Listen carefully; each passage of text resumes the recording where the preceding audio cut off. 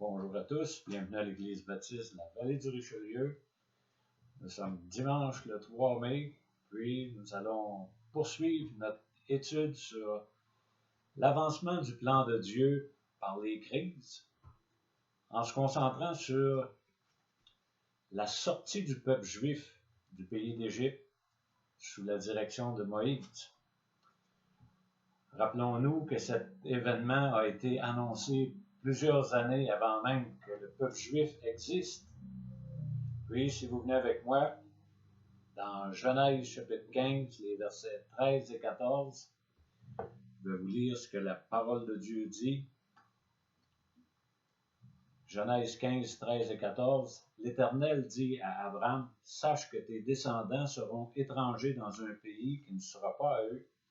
Ils seront asservis, on les opprimera pendant 400 ans, mais je jugerai la nation à laquelle ils seront asservis, et ils sortiront ensuite avec de grandes richesses. » Eh bien, ça nous informe que les descendants d'Abraham, c'est-à-dire les Juifs, étaient pour être étrangers dans un pays, puis le pays se trouve à être l'Égypte, puis qui seraient asservis, puis opprimés pendant 400 ans, puis ça constitue l'élément de crise. La nation qui les a opprimés serait jugée éventuellement, et les Juifs sortiraient de ce pays avec de grandes richesses. Eh bien, avant d'aller plus loin, on va prier. Grand Dieu, c'est un privilège ce matin, encore une fois, de pouvoir ouvrir ta parole. Je te prie, Seigneur, d'ouvrir nos cœurs, nos esprits à ta présence, à ton amour pour nous, à tes avertissements, à ta parole qui est la vérité. Je te prie, Seigneur, de bénir ceux qui vont l'entendre, que tu puisses les enseigner, convaincre, puis dans ta grâce, sauver ceux qui ne sont pas venus encore à toi pour leur salut, puis que tu puisses me donner toute la liberté, puis la joie de proclamer ton nom, puis de montrer à quel point tu es formidable, tu es merveilleux. Je te demande ta grâce sur nous ce matin dans le nom de Jésus-Christ. Amen.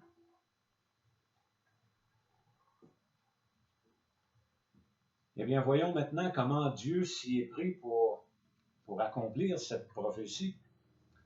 Si vous venez dans Exode, chapitre 12, verset 40, eh bien, la parole dit « Le séjour des enfants d'Israël en Égypte fut de 430 ans. » Puis, si on retourne un peu en arrière, dans Exode 6, 5, la parole nous dit Dieu parlait à Moïse et dit « J'ai entendu les gémissements des enfants d'Israël, que les Égyptiens tiennent dans la servitude, et je me suis souvenu de mon alliance qu'il avait traitée avec Abraham, qu'il était pour juger le peuple qui les opprimerait, puis les ferait sortir. » Puis dans Actes des Apôtres, au chapitre 7, au verset 6 et 7, Dieu parla ainsi, « Sa postérité séjournera dans un pays étranger, on le réduira à la servitude et on la maltraitera pendant 400 ans, mais la nation à laquelle ils auront été asservis, c'est moi qui la jugerai, dit Dieu. Après cela, ils sortiront et ils me serviront dans ce lieu-ci, c'est-à-dire en Israël. »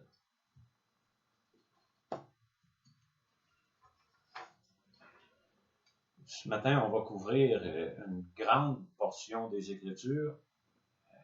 On va survoler assez rapidement Exode, le livre d'Exode, le deuxième livre de la Bible, des chapitres 1 à 14, en soulignant les faits saillants que Dieu s'est servi pour faire sortir le peuple du pays d'Égypte. Puis un des faits saillants, il se trouve dans Exode chapitre 1, au verset 8, entre autres, un des bouleversements qui peut susciter des crises, eh bien, c'est un changement de gouvernement. Puis c'est ce qui s'est produit. Quand Joseph a incité le peuple, le petit peuple, à venir le rejoindre en Égypte pour les sauver de la famine, la crise qu'on a vue la semaine dernière, eh bien, ce gouvernement-là, qui était favorable à Joseph, puis favorable aux Juifs, eh bien, il a changé. Il y a eu un changement de gouvernement. Puis le changement de gouvernement, à l'occasion, ça occasionne des changements de politique, puis des changements d'attitude. Puis c'est ce qu'on voit au chapitre 1 d'Exode, au verset 8. Il s'éleva sur l'Égypte un nouveau roi qui n'avait point connu Joseph, et il dit à son peuple, voilà les enfants d'Israël qui forment un peuple plus nombreux et plus puissant que nous. Allons, montrons-nous habiles à son égard, empêchons qu'il ne s'accroisse, et que s'il survient une guerre, il ne se joigne à nos ennemis pour nous combattre et sortir ensuite du pays. Les Juifs, aux yeux des Égyptiens, constituaient une menace. Puis le gouvernement en place craignait un renversement de pouvoir. Puis ça a été une guerre de pouvoir. Puis ils ont abusé de leur pouvoir, le gouvernement en place. À cause, entre autres, d'une raison, là, eh bien, la croissance démographique phénoménale du peuple juif, eh bien, c'était une des craintes du gouvernement en place égyptien. Puis dans Exode 1.5, ça dit les personnes issues de Jacob étaient au nombre de 70 en tout. Joseph était alors en Égypte. Imaginez, quand le peuple juif a quitté la terre de Canaan pour aller se réfugier en Égypte pour les 400 années qui ont suivi, eh bien, ils sont passés de 70 personnes à un nombre phénoménal. On peut voir ça dans le livre de Nombres, au chapitre 1, au verset 46. Il y a eu un dénombrement de toutes les personnes de 20 ans au-dessus. Puis ça nous rapporte que tous ceux dont on fit le dénombrement furent 603 550. Eh bien, passer de 70 à 603 500 personnes, des personnes de 20 ans et plus, eh bien, c'est plus qu'une famille élargie. C'est une nation. Puis, cette nation-là, eh bien, elle constituait une des promesses que Dieu avait faites à Abraham. Puis, on peut lire la promesse dans Genèse 35, les versets 11 et 12. Dieu lui dit, je suis le Dieu Tout-Puissant, sois fécond et multiplie. Une nation et une multitude de nations naîtront de toi, et des rois sortiront de tes reins. Je te donnerai le pays que j'ai donné à Abraham, à Isaac, et je donnerai ce pays à ta postérité après toi. Puis là, il parlait à Jacob, qui est devenu Israël. Puis il était le père de la nation d'Israël. Eh bien, cette population-là de 603 500 personnes de 20 ans et plus, puis possiblement que la population, le dénombrement finissait à 50 ans. Puis les plus vieux puis les plus jeunes n'étaient pas compris dans ce nombre-là. C'était très probablement une population au-dessus de 1 million de personnes. Eh bien, ça constituait une menace aux yeux des Égyptiens. Puis, comme mesure de représailles, eh bien, les Égyptiens ont opprimé la nation d'Israël. Je vais vous lire dans Exode chapitre 1, les versets 9 à 14, il dit à son peuple, voilà les enfants d'Israël qui forment un peuple plus nombreux et plus puissant que nous.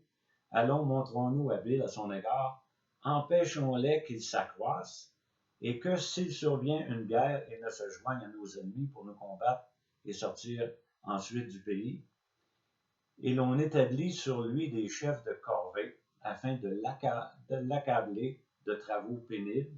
C'est ainsi qu'il bâtit les villes de Python et de Ramsès pour servir de magasin à Pharaon.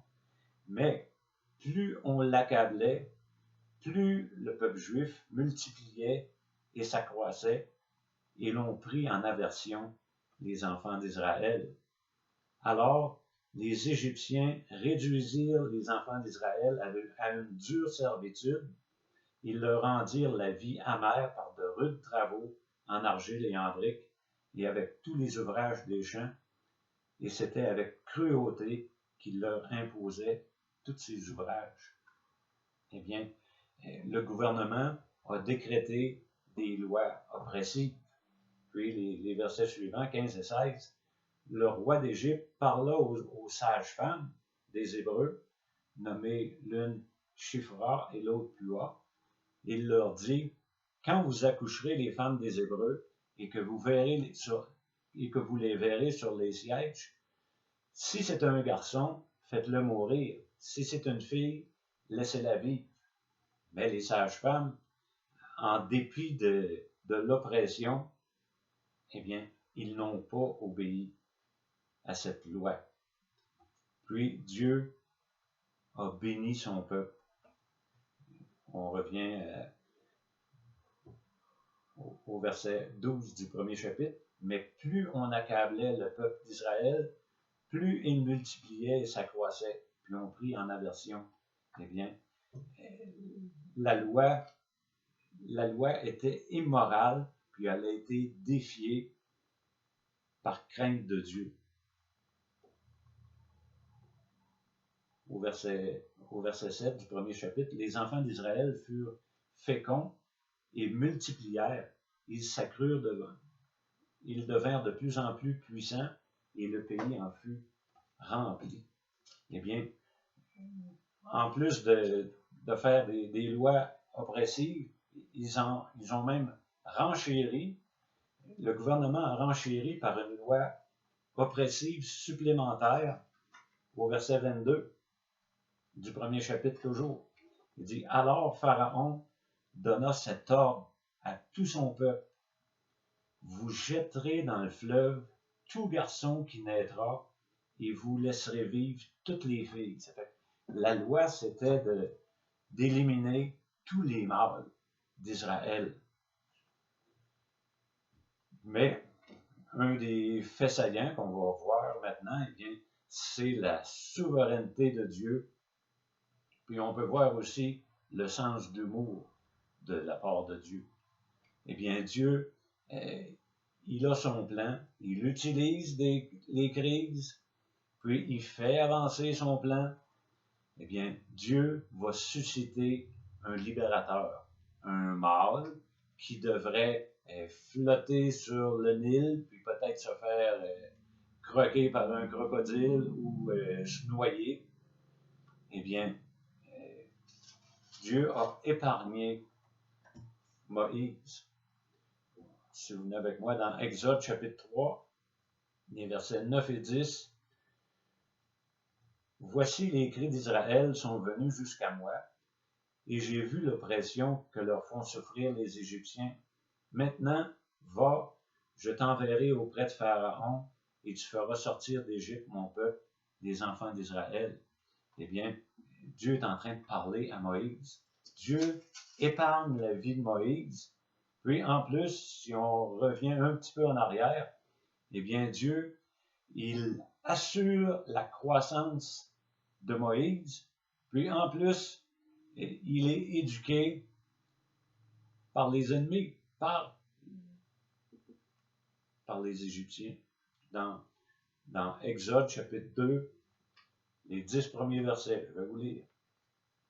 Vous allez être saturé de la parole de Dieu, puis c'est salutaire.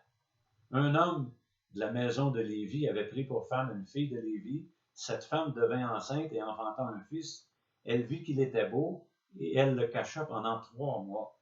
Ne pouvant plus le cacher, elle prit une caisse de jonc, elle l'enduit de bitume et de pois, et elle y mit l'enfant et le déposa parmi les roseaux sur le bord du fleuve. La sœur de l'enfant se tint à quelque distance pour savoir ce qui lui arriverait. Eh bien, comme par hasard, la fille de Pharaon descendit au fleuve pour se baigner, et ses compagnes se promenèrent le long du fleuve. Elle aperçut la caisse au milieu des roseaux, et elle envoya sa servante pour la prendre. Elle l'ouvrit et vit l'enfant. C'était un petit garçon qui pleurait. Elle en eut pitié, et elle dit, c'est un enfant des Hébreux. Alors la sœur de l'enfant dit à la fille de Pharaon, veux-tu que j'aille te chercher une nourrice parmi les femmes des Hébreux pour allaiter l'enfant? Va, lui répondit la fille de Pharaon, et la jeune fille alla chercher la mère de l'enfant. La fille de Pharaon lui dit, emporte cet enfant, allaite-le-moi, je te donnerai ton salaire. La femme prit l'enfant, l'allaita, et quand il eut grandi, elle l'amena à la fille de Pharaon, et il fut pour elle comme un fils. Elle lui donna le nom de Moïse, car, dit-elle, je l'ai retiré des eaux. Eh bien, Dieu s'est servi de la fille de Pharaon pour sauver le libérateur du peuple juif. Puis la mère de Moïse devait être comblée, la sœur de Moïse, Myriam, elle a suivi le trajet du bébé dans le panier, puis elle a même offert à la fille de Pharaon de trouver une nourrice qui était sa mère. Eh bien, la maman, en plus d'avoir le privilège de nourrir son enfant jusqu'à temps qu'il soit sevré, eh bien, elle a même été payée pour. Puis cet enfant-là a grandi avec l'éducation des Égyptiens. Tout ça pour vous dire que Dieu, il est souverain, puis il fait ce qu'il veut, comme il veut, quand il le veut. Un autre fait saillant, c'est la compassion de Dieu envers le peuple qui souffre, puis l'appel de Moïse, le libérateur. Je vais vous lire Exode 2 à partir du verset 23 pour que vous ayez vraiment l'histoire de la délivrance du peuple d'Israël. Exode 2, 23. Longtemps après, le roi d'Égypte mourut et les enfants d'Israël gémissaient encore sous la servitude et poussaient des cris. Ces cris que leur arrachait la servitude montèrent jusqu'à Dieu. Dieu entendit leurs gémissements. Il se souvint de son alliance avec Abraham, Isaac et Jacob. Dieu regarda les enfants d'Israël et il en eut compassion. Moïse faisait paître le troupeau de Jéthro, son beau-père, sacrificateur de Madian. Il mena le troupeau derrière le désert et vint à la montagne de Dieu à Horeb. L'ange de l'Éternel lui apparut dans une flamme de feu au milieu d'un buisson. Moïse regarda et voici le buisson était tout en feu et le buisson ne se consumait point. Moïse dit, je veux me détourner pour voir quelle est cette grande vision et pourquoi le buisson ne se consume point. L'Éternel vit qu'il se détournait pour voir, et Dieu l'appela du milieu du buisson et dit, Moïse, Moïse. Il répondit, me voici. Dieu dit, n'approche pas d'ici, ôte tes souliers de tes pieds, car le lieu sur lequel tu te tiens est une terre sainte. Et il ajouta, je suis le Dieu de ton père, le Dieu d'Abraham, d'Isaac, le Dieu de Jacob. Moïse se cacha le visage, car il craignait de regarder Dieu. L'Éternel dit, j'ai vu la souffrance de mon peuple qui est en Égypte, j'ai entendu ses cris que lui font pousser les oppresseurs, car je connais ses douleurs.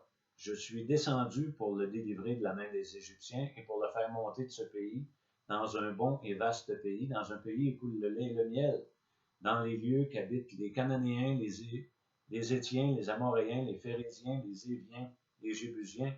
Voici les cris d'Israël sont venus jusqu'à moi. J'ai vu l'oppression que leur font souffrir les Égyptiens. Maintenant, va, je t'enverrai auprès de Pharaon, tu feras sortir d'Égypte mon peuple, les enfants d'Israël. Moïse dit à Dieu, qui suis-je pour aller vers Pharaon et pour faire sortir d'Égypte les enfants d'Israël? Dieu dit, je serai avec toi. Et ceci sera pour toi le signe que c'est moi qui t'envoie. Quand tu auras fait sortir d'Égypte le peuple, vous servirez Dieu sur cette montagne. Eh bien, Dieu a consacré Moïse pour sortir le peuple d'Israël. Puis un autre gros point à considérer en temps de crise, c'est l'omniscience de Dieu. Dieu connaît toutes choses. Puis Dieu connaissait d'avance que le roi d'Égypte, Pharaon, était pour être endurci, puis il était pour résister à l'appel que Moïse était pour lui faire de laisser sortir le peuple. Puis dans Exode 3, versets 19 et 20, Dieu dit à Moïse, il dit, je sais que le roi d'Égypte ne vous laissera point aller si ce n'est par une main puissante. J'étendrai ma main et je frapperai l'Égypte de toutes sortes de prodiges et je ferai au milieu d'elle, après quoi il vous laissera partir. Eh bien, Dieu, il est au contrôle de la situation. Puis, il est au contrôle des crises. Dans le chapitre suivant, dans Exode 4 au verset 19, c'est un fait à considérer parce que Moïse était parti pour, suite à un meurtre, il était allé se réfugier en Madian. Puis, quelques années plus tard, eh bien, l'Éternel l'interpelle, puis il dit à Moïse, dans Exode 4, 19, va, retourne en Égypte, car tous ceux qui en voulaient à ta vie sont morts. Puis Dieu, il sait ce qui se passe.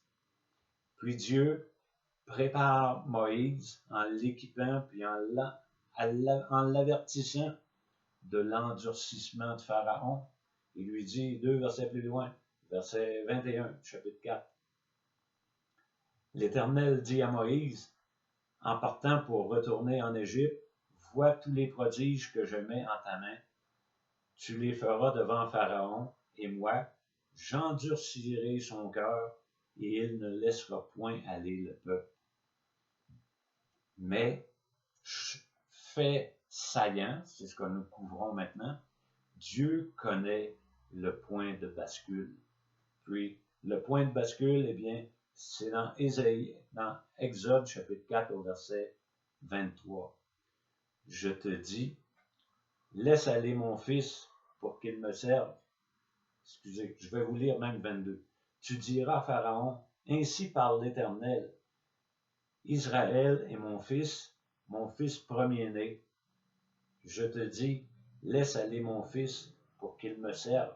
Si tu refuses de le laisser aller, voici, je ferai périr ton fils, ton premier-né. Puis ça constitue le point de bascule pour la sortie de crise de l'oppression du peuple juif. Ici, un fait important à considérer et à garder en mémoire, c'est que Dieu considère le peuple juif comme son fils premier-né. Puis, il va épargner son fils premier-né de la crise. Mais ça va coûter le fils premier-né de tous les incrédules d'Égypte. Mais l'être humain étant ce qu'il est, puis les crises étant ce qu'elles sont, eh bien, ça arrive assez souvent qu'en temps de crise, il y a une perte des points de repère en temps de crise. Puis si on va dans Exode chapitre 5 au verset 21 à 23, le peuple juif voit la situation avec leurs yeux, leurs émotions, puis leur analyse de la situation. Puis ils regardent l'oppression qu'ils vivent, ils regardent l'approche de Moïse avec les signes, puis l'endurcissement du gouvernement, puis l'oppression qui vient en supplément. Puis là, ils veulent absolument pas jouer avec Moïse, puis le suivre. Il dit au verset 21 à 23 du chapitre 5, il leur dit que l'Éternel vous regarde et qu'il juge. Vous nous avez rendus odieux à Pharaon et à ses serviteurs. Vous avez mis une épée dans leurs mains pour nous faire périr. Moïse retourna vers l'Éternel et dit, Seigneur, pourquoi as-tu fait du mal à ce peuple? Pourquoi m'as-tu envoyé? Depuis que je suis allé vers Pharaon pour parler en ton nom, il fait du mal à ce peuple et tu n'as point délivré ton peuple. Puis, quand la crise n'est pas terminée, eh bien, c'est possible qu'on perde des points de repère. Puis, c'est un appel à placer notre foi dans ce que Dieu nous a révélé dans sa parole. Puis, un autre point important, qui n'est pas toujours facile en temps de crise, c'est d'user de patience. Puis, c'est long à attendre une sortie de crise.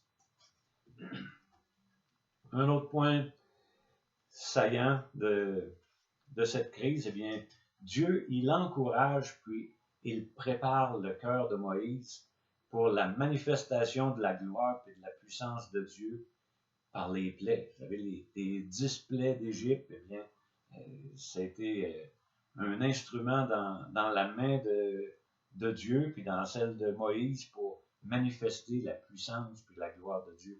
Je vais vous lire les 8 premiers versets du chapitre 6. L'Éternel dit à Moïse, tu verras maintenant ce que je ferai à Pharaon. Une main puissante le forcera à les laisser aller. Une main puissante le forcera à les chasser de son pays. Dieu parla encore à Moïse et lui dit, je suis l'Éternel. Je suis apparu à Abraham, à Isaac, à Jacob, comme le Dieu Tout-Puissant, mais sous mon nom, l'Éternel, et je n'ai été reconnu, et je n'ai pas été reconnu par eux. J'ai aussi établi mon alliance avec eux pour leur donner le pays de Canaan, le pays de leur pèlerinage dans lequel ils ont séjourné. J'ai entendu les gémissements des enfants d'Israël que les Égyptiens tiennent dans la servitude, et je me suis souvenu de mon alliance. C'est pourquoi, dis aux enfants d'Israël, je suis l'Éternel, je vous affranchirai des travaux dont vous chargent les Égyptiens, je vous délivrerai de leur servitude, et je vous sauverai à bras étendus et par de grands jugements. Je vous prendrai pour mon peuple, je serai votre Dieu, vous saurez que c'est moi l'Éternel, votre Dieu, qui vous affranchit des travaux dont vous chargent les Égyptiens. Je vous ferai entrer dans le pays que j'ai juré de donner à Abraham, à Isaac et à Jacob, et je vous le donnerai en possession, moi l'Éternel. Puis, souvent, en temps de crise, eh bien, la voix de Dieu, puis son message, puis sa direction, puis ses promesses sont plus difficiles à percevoir. Puis les versets 9 à 13, ainsi parla Moïse aux enfants d'Israël, mais l'angoisse et la dure servitude les empêchèrent d'écouter Moïse. C'est pas facile d'entendre un message quand on est sous la pression d'une crise. L'Éternel parla à Moïse et dit, va, parle à Pharaon, roi d'Égypte, pour qu'il laisse aller les enfants d'Égypte hors de son pays. Puis là, Moïse, lui aussi, avait des problèmes dans la crise.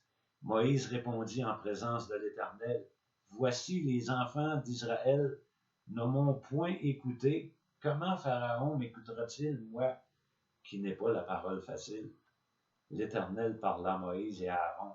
Il leur donna des ordres au sujet des enfants d'Israël et au sujet de Pharaon, roi d'Égypte, pour faire sortir du pays d'Égypte les enfants d'Israël. Eh bien, Dieu a le dernier mot. Puis, on doit être à l'écoute de ce qu'il veut nous révéler dans sa parole. Puis, une crise, ce qui est formidable, là, c'est que une crise a un début, puis une crise a une fin. Puis finalement, le plan de Dieu s'accomplit. Dans Exode chapitre 12, Exode chapitre 12 au verset 29.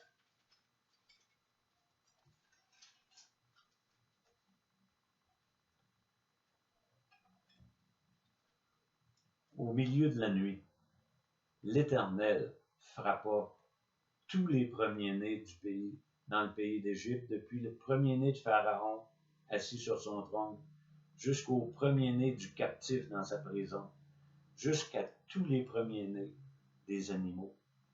Et si on revient en arrière, le verset que je vous ai dit de prendre au sérieux, dans Exode 4, 22, 23, tu diras à Pharaon, ainsi parle l'Éternel, Israël est mon fils, mon premier-né.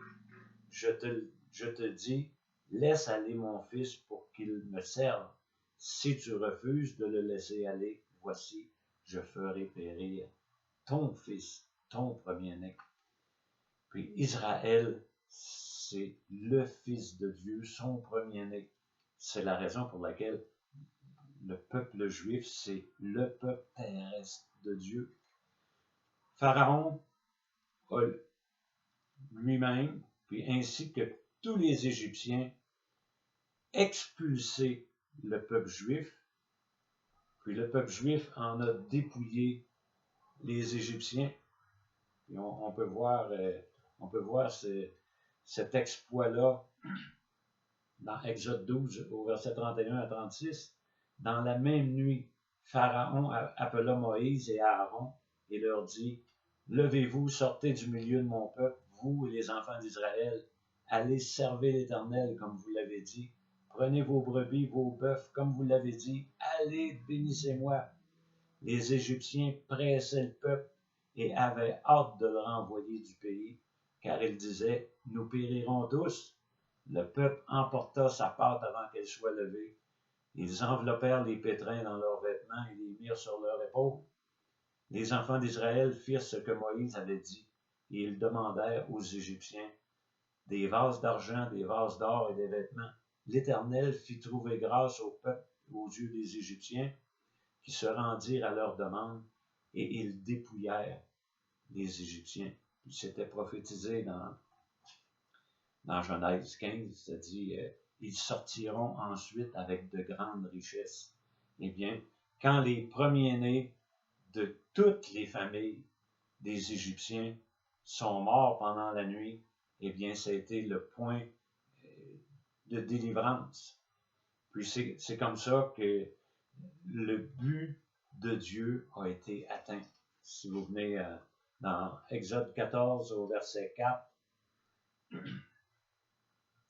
ça dit, j'endurcirai le cœur de Pharaon et il les poursuivra, mais Pharaon et toute son armée serviront à faire éclater ma gloire.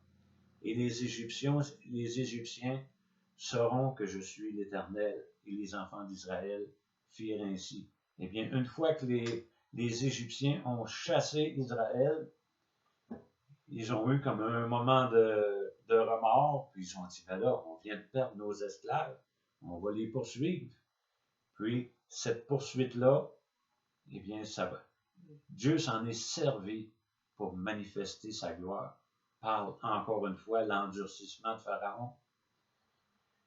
Puis, on a eu droit à la manifestation de la puissance de Dieu dans cet événement-là, encore dans Exode 14 au verset 13. Moïse répondit au peuple, ne craignez rien, restez en place, regardez la délivrance que l'Éternel va vous accorder en ce jour, car les Égyptiens que vous voyez aujourd'hui, vous ne les verrez plus jamais. L'Éternel combattra pour vous, et vous, gardez le silence. C'était très difficile de garder le silence puis garder le calme. Ils étaient dans un cul-de-sac, puis l'armée des Égyptiens s'en venait pour les cueillir. Puis au verset 17, eh bien, moi, je vais endurcir le cœur des Égyptiens pour qu'ils y entrent après eux.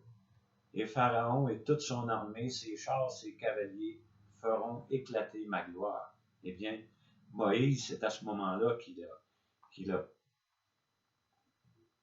pris sa verge, puis il a, devant la mer Rouge, il a étendu sa verge, puis Dieu a ouvert la mer Rouge pour que le peuple juif traverse, puis pour que le peuple soit un appât pour attirer l'armée de Pharaon.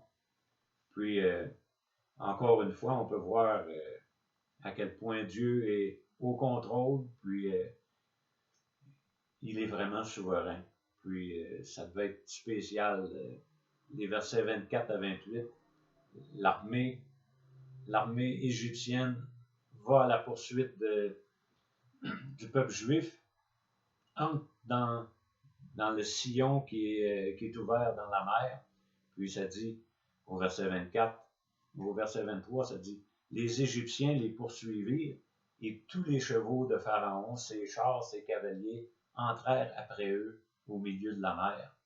Puis là, ils ont fait un bout dans la mer, puis à la veille du matin, l'Éternel, de la colonne de feu et de nuée, regarda le camp des Égyptiens et mit en déroute le camp des Égyptiens. Imaginez, pendant la nuit, au verset 25, Dieu a ôté les roues de leurs chars, puis il a rendu leur marche difficile.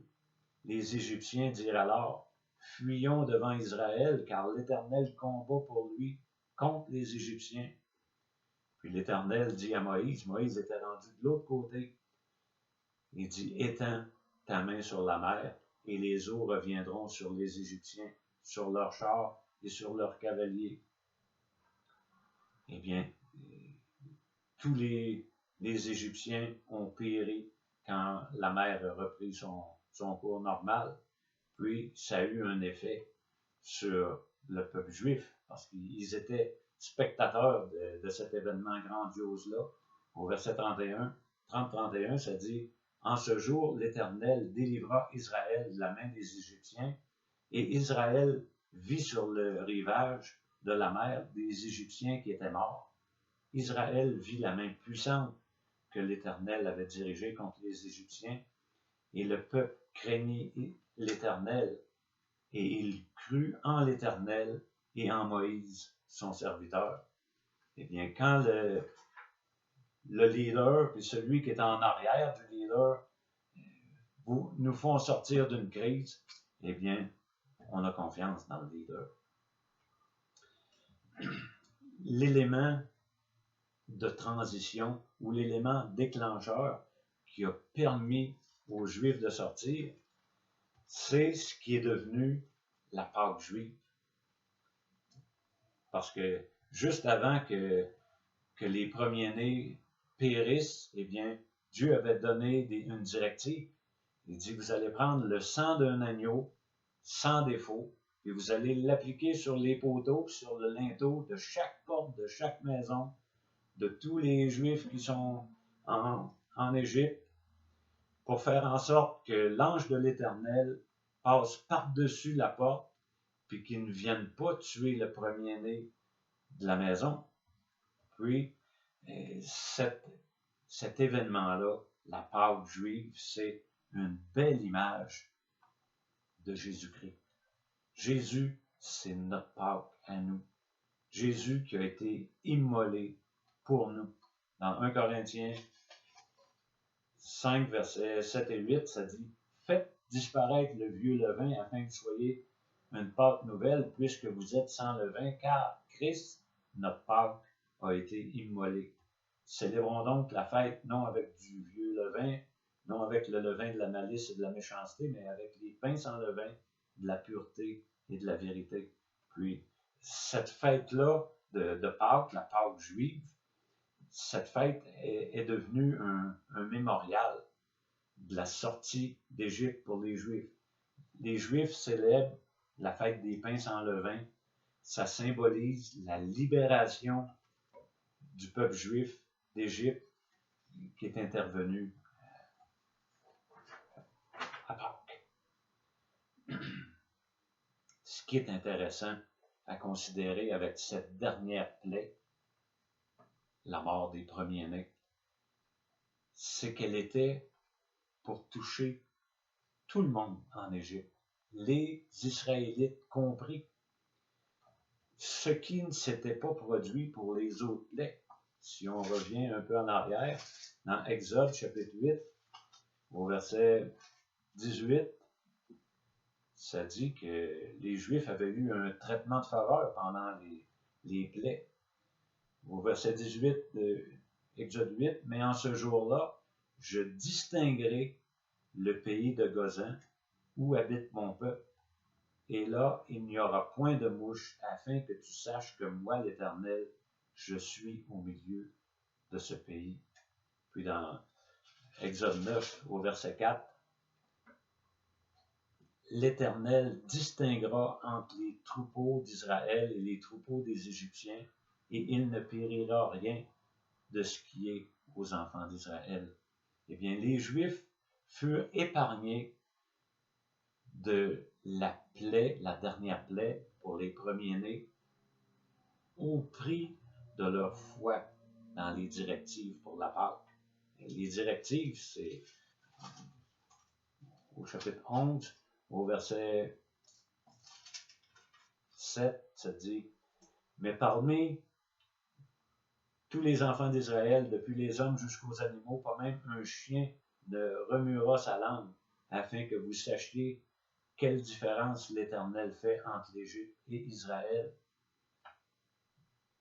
Au chapitre 12, verset 13, le sang vous servira de signe sur les maisons où vous serez. Je verrai le sang, je passerai par-dessus vous. Il n'y aura point de plaie qui vous détruise quand je frapperai le pays d'Égypte. Au verset 21 à 23, Moïse appela tous les anciens d'Israël et leur dit, allez prendre du bétail pour vos familles et immoler la Pâque. Vous prendrez ensuite un bouquet d'hysope, vous le tremperez dans le sang qui sera dans le bassin, et vous toucherez le linteau et les deux poteaux de la porte avec le sang qui sera dans le bassin. Nul de vous ne sortira de sa maison jusqu'au matin, quand l'Éternel passera pour frapper l'Égypte et verra le sang sur le linteau et sur les deux portes. L'Éternel passera par-dessus la porte. Il ne permettra pas aux destructeurs d'entrer dans vos maisons pour frapper. Puis le verset 28. Et les enfants d'Israël s'en allèrent et firent ce que l'Éternel avait ordonné à Moïse et à Aaron. Ils firent ainsi. Le peuple devait obéir aux directives que Dieu avait données pour être épargné de cette plaie. Dieu a délivré son peuple de l'esclavage et de l'oppression d'Égypte par le sang d'un agneau, sans défaut, appliqué sur la porte des demeures des enfants d'Israël. Cette Pâque, elle symbolise la mort sanglante de Jésus-Christ pour les péchés du monde entier. L'efficacité de ce sacrifice repose sur la foi des personnes qui reconnaissent leur état de péché, puis la valeur du sang de Jésus versé. Jean-Baptiste, quand il a baptisé Jésus, les moments qui ont suivi, le lendemain, eh bien, il dit, le lendemain, dans Jean 1, 29, Jean-Baptiste a vu Jésus venant à lui, puis il a dit à ses disciples, il dit, voici l'agneau de Dieu qui ôte le péché du monde. Notre Pâque à nous a été immolée. Notre délivrance de l'esclavage, notre délivrance du jugement.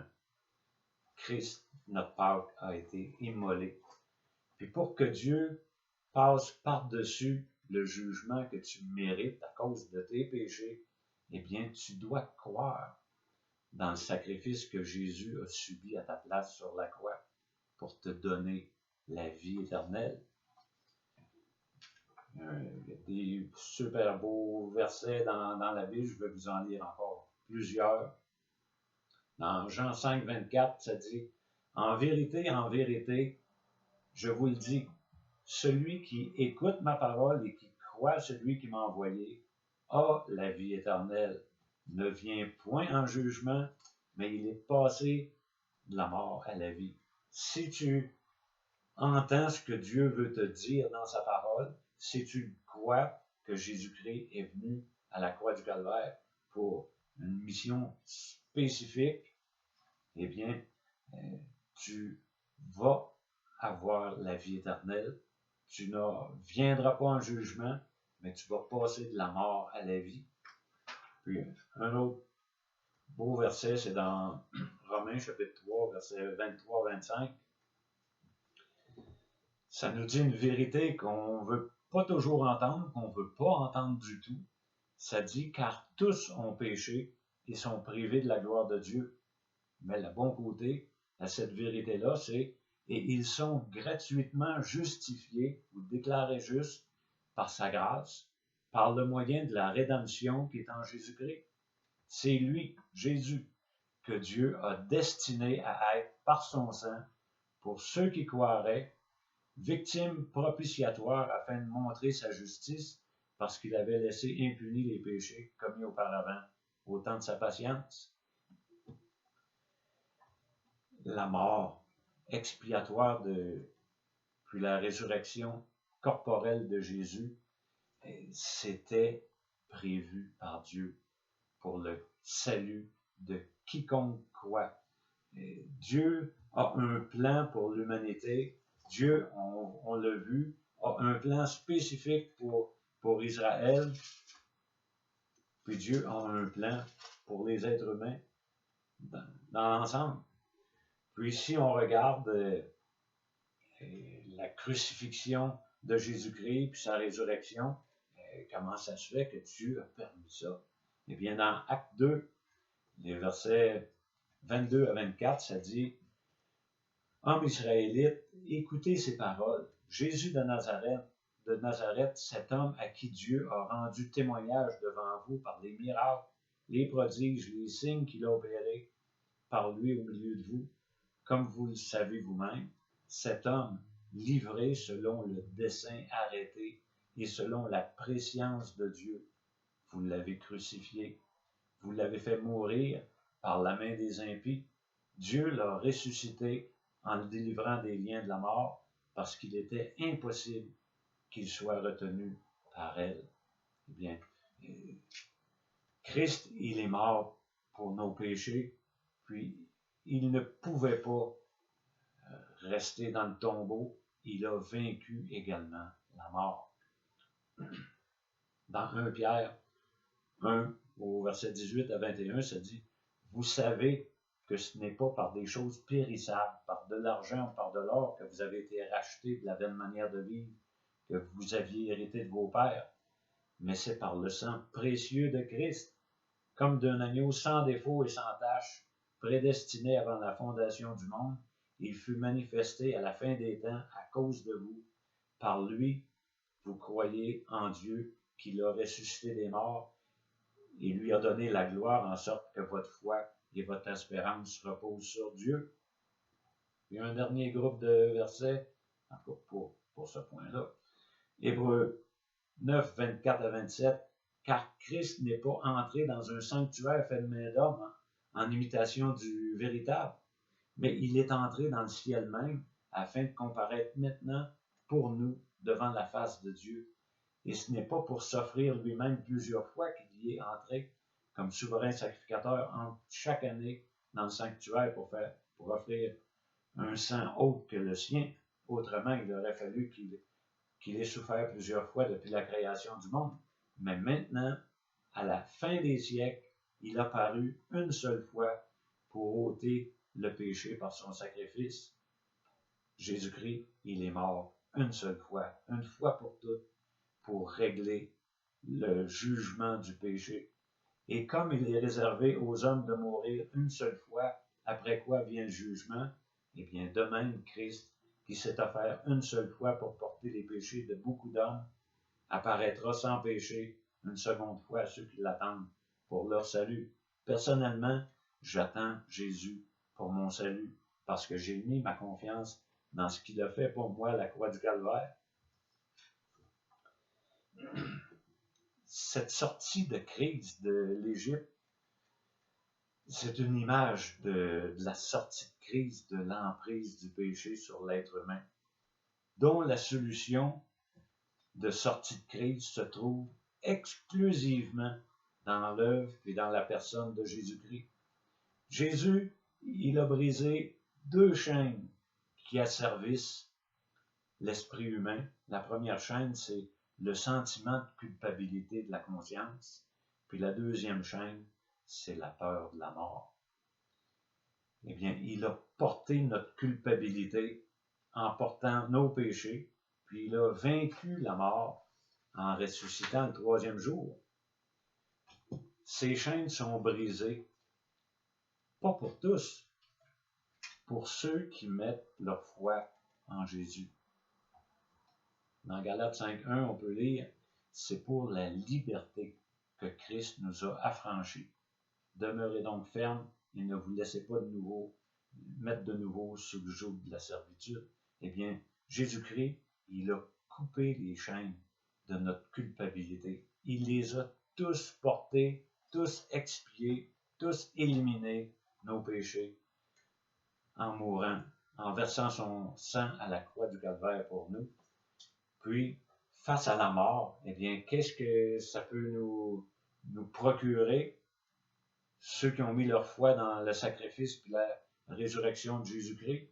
Dans Hébreux, chapitre 2, au verset 14 et 15, ça dit « Ainsi donc, puisque les enfants participent au sang et à la chair, il y a également participé lui-même, afin que par la mort, il rende impuissant celui qui avait la puissance de la mort, c'est-à-dire le diable. Ainsi, il délivre tous ceux qui, par la crainte de la mort, étaient toute leur vie retenus dans la servitude. » Jésus, en ressuscitant, il a vaincu la mort. Jésus, il est la résurrection et la vie. Il nous dit dans Jean 11, il dit, même si tu meurs, si tu crois en moi, tu vas vivre. Je te donne la vie éternelle. Tu ne périras jamais. Puis à un moment donné, un geôlier qui était en panique, qui était en crise lui aussi, parce qu'il était pour perdre tous les prisonniers sous sa garde. Puis il y a eu un tremblement de terre, les portes se sont ouvertes, puis il croyait que tous les prisonniers étaient déjà sortis, puis il était pour se suicider parce qu'il était pour mourir de toute façon. Puis Paul, puis Silas étaient là dans la prison, puis ils les avaient entendus chanter, puis il dit « Seigneur, que faut-il que je fasse pour être sauvé? » Puis Paul et Silas lui ont répondu « Crois au Seigneur Jésus et tu seras sauvé, toi et toute ta famille. » Eh bien, tout comme pour le peuple juif, Dieu ne veut pas que le pécheur périsse, mais Dieu veut qu'il soit sauvé. Dieu nous laisse le choix à chacun d'accepter son plan de délivrance, son plan de salut. Il nous laisse le choix d'accepter Christ ou de le rejeter. C'est ta décision. La mort, elle est entrée dans chaque domicile, sans exception, pour tuer le premier-né lors de la plaie d'Égypte, sauf pour ceux qui appliquaient le sang de l'agneau sur le tour de la porte. Dieu ne force personne, mais il avertit par sa parole. Il dit « Crois au Seigneur Jésus et tu seras sauvé. » Nous devons nous rappeler que l'entrée du péché dans le monde, c'est la pire épidémie de tous les temps. Puis que le taux de mortalité, il est de 100%. Jésus-Christ, c'est la seule solution à cette crise. Dans 1 Pierre, chapitre 2, verset 24, ça dit, en parlant de Jésus, « Lui qui a porté lui-même nos péchés en son corps sur le bois, afin que, morts au péché, nous vivions pour la justice. Lui par les meurtrissures duquel vous avez été guéris. » Eh bien, la solution à la crise n'est pas de tout faire pour ne pas attraper le virus. Se laver les mains, garder une distance, ni augmenter l'immunité communautaire, ou, si tu l'attrapes, prendre un médicament antiviral puis un antibiotique. La pandémie du péché, elle est universelle. Et tu dois réaliser que tu en es atteint. Le taux de mortalité, il n'est pas de 0,2% de mortalité, mais de 100%. La Bible est claire là-dessus. Dans Romains 5, 12, ça dit «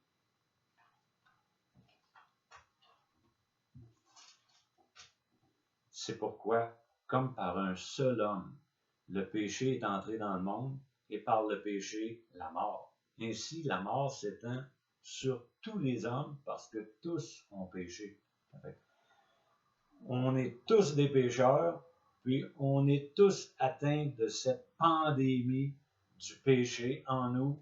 Puis c'est ici la bonne nouvelle.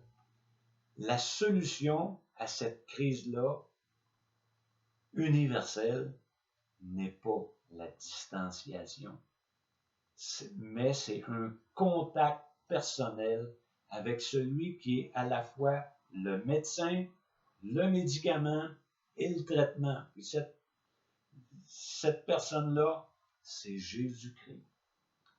Jésus, il a versé son sang pour toi. Il a vaincu la mort pour toi. Puis il t'offre la vie. Viens à lui en croyant ce qu'il a fait pour toi. Puis commence une nouvelle relation, puis une nouvelle vie avec lui. La crise que nous vivons présentement pourrait être une occasion de considérer la solution que Dieu te propose pour régler ton destin éternel,